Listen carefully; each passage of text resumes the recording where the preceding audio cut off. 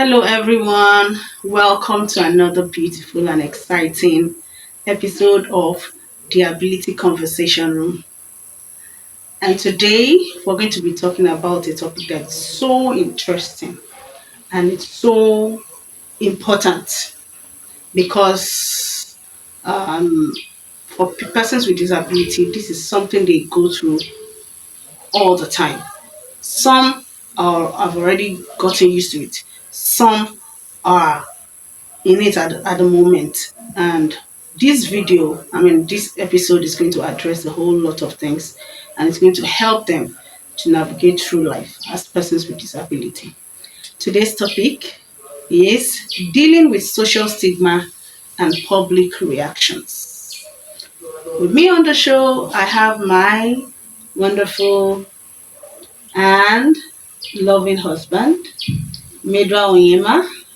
It's good to be here. My name is Wande Onyema. So, welcome everyone to the show. Welcome, everyone. All right, so you're on the hot seat again today.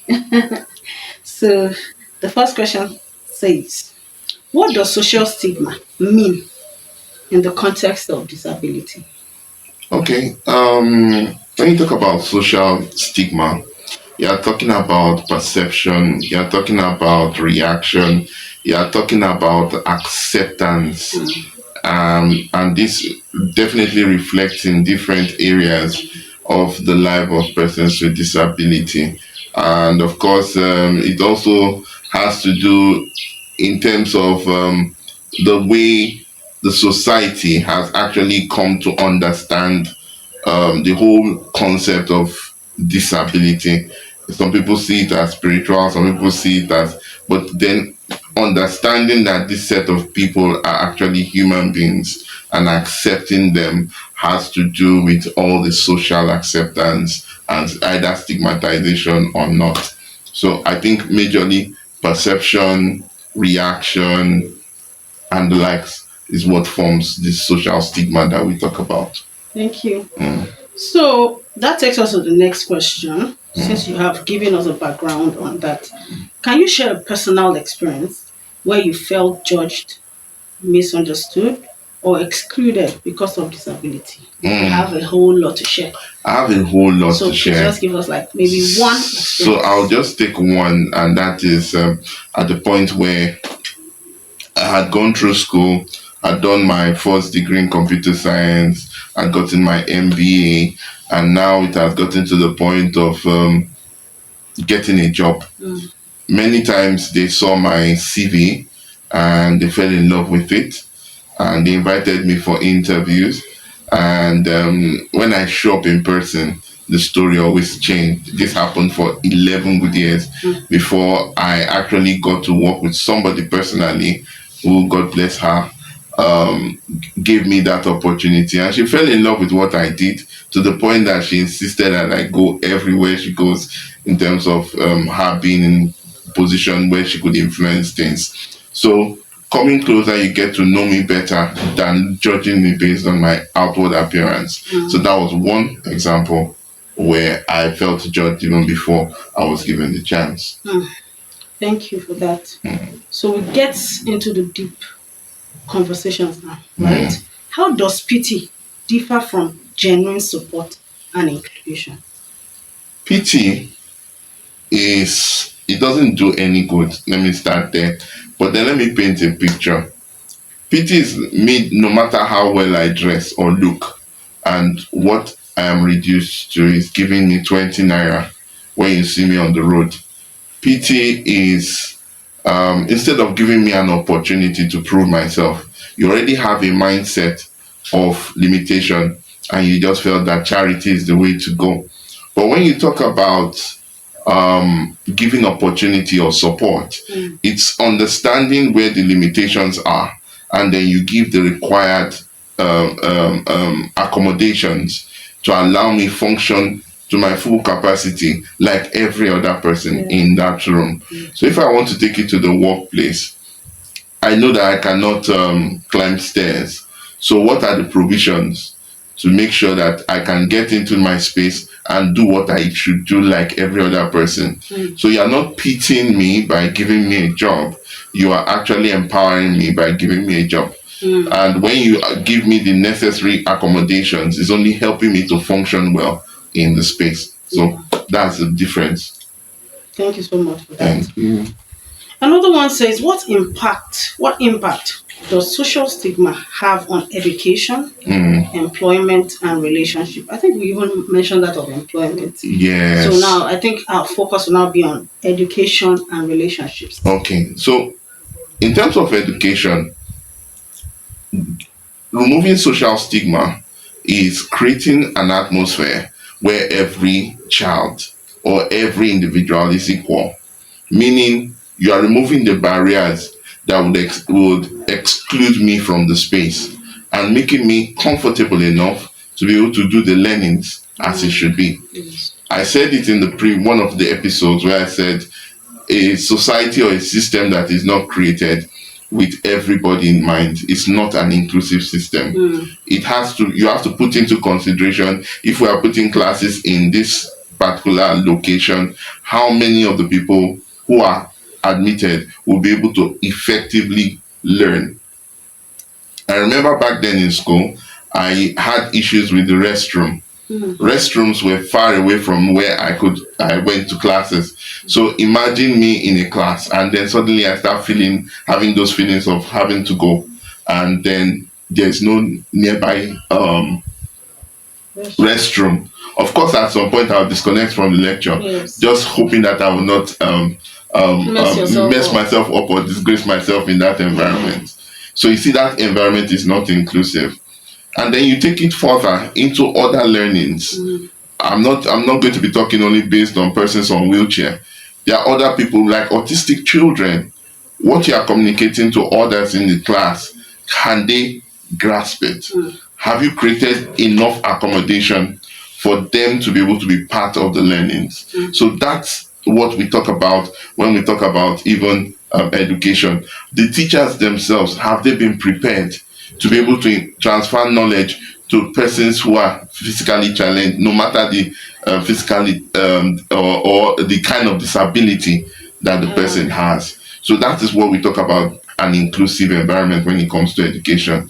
In terms of Relationship. relationships, of course, when you are able to create that inclusive perception in the society, then people will understand that it is not strange to Mm. have persons with disability in your space. Yes. You learn in the same class, and this person, because of the necessary accommodation, is actually performing at par Mm. with every other person in the class. Then why would you want to see that person differently?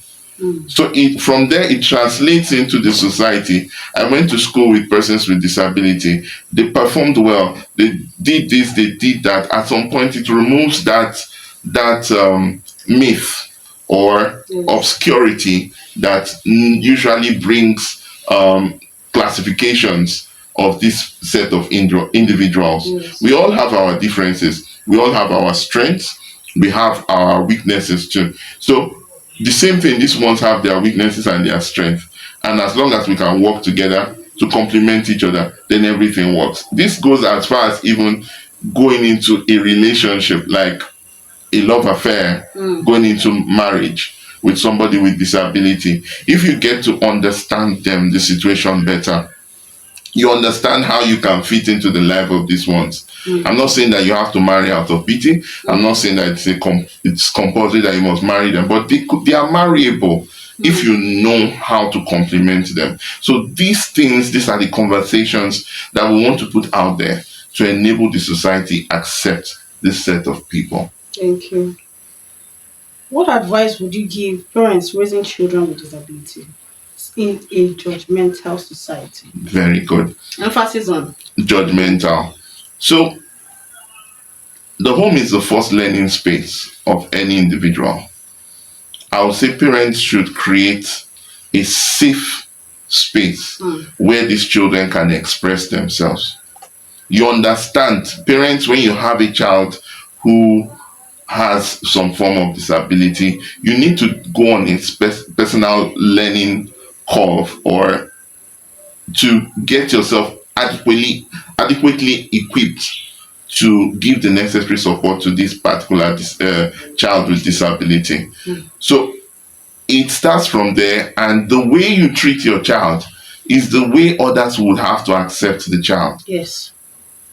You give the child enough support, enough safe environment, enough motivation Yes.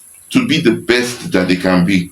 We've said it over and over again. A child might not be able to be every other thing. Maybe might not be able to be a doctor, might not be able Or to footballer, or footballer or an engineer. You don't force them into a field. Look at where they have affinity for, and then push them in that direction and give them the necessary support. When a child is being supported from home, you will know he steps out into the society with confidence. Talk to them about their differences and how they shouldn't allow it limit them. Show them their strength and be with them all the way, just like every other child. Yes. Thank you so much. This particular set of questions, or say this particular one actually has to do with society and awareness. But I want you to approach this question in a way that people can relate with. Share a story, if possible. Share an instance that will make them actually understand this point. So Okay. it says, how can schools, churches, workplaces, and communities become more inclusive? So Okay. you share your struggles and share what you think they Okay. should do. Okay. I think I have started, if not in this particular episode, Yes. I mentioned in previous episodes, there's a place of the government and creating the right society and creating the right mentality. Yes. The onus lies on all of us. If you look around, we cannot say we miss out on persons with disability. We have over 25 million. I'm just trying to stay safe, even in Nigeria alone. So these people are people that we see in our society. How do you see them? Do you classify them as beggars, or do you limit them to the angle of, or do you see them as possibilities? That's what it is. So the society needs, we need to work on our mindset. Yes. We need to create an atmosphere that creates belief, right? We should stop. I think it should be a cake right now Yes. for you to see somebody with a disability and you start thinking in the direction of helplessness. We, at some point, one particular episode, we actually displayed a number of persons, young ones, who had some form of disability. One name that comes to mind is Kofi, who is very dexterous when it comes to the keyboard, and it goes on and on and on. We can't afford to then overlook these people when it comes to our public space, when it comes to our programs, when it comes to initiatives. These people must be part of the planning. Yes. And when we have this going on and the awareness is created for us to understand that these people are human beings Yes. with blood, flesh and blood, it's just under probability that somebody is born without any disability. And if we look even deeper, you will discover that every individual has a disability. Yes. So why then do we plan or treat these ones as people that are aliens?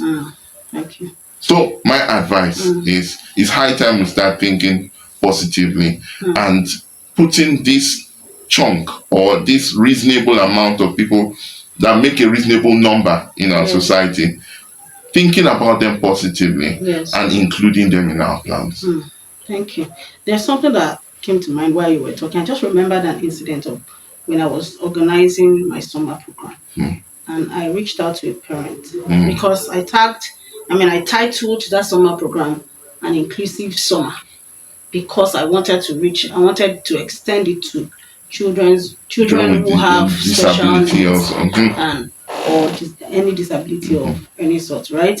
I wanted them to also have experience, have the experience doing dance, doing creative arts, and every other fun activity that you find other children without disability Yes. doing.